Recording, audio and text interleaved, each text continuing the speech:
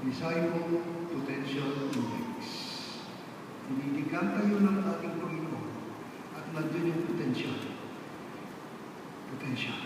Sa inyo, nasa DFI na kayo, Disciple Faithful Index. Pero lahat tayo ay hinahamon ngayong umaga upang maging ganap sa ating pananampalataya. At kung ganap tayo sa ating pananampalataya, ay ganap din tayo sa paglilingkod sa ating Panginoon. Hinahayaan tayo upang hindi tayo mga alagad na masisira dahil sa hangin bagyo ng buhay, kundi alagad na matatag dahil tayo nakatayo sa isang bato, batong malakas. The challenge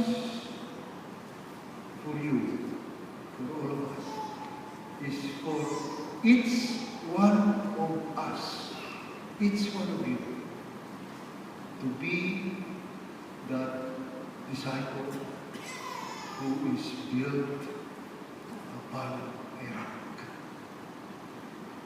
at puspos at ganap ang kanyang pananampalataya at pananalig sa Panginoon. Kung magawa natin ito, Christian Central Church will be completely different. Ang 12 ay maging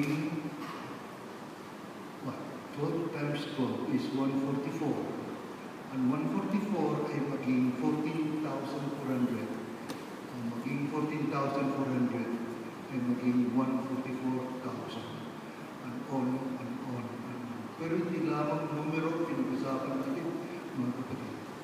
Ang pinag-usapan natin ay katapatan at paglilingkod sa Panginoon.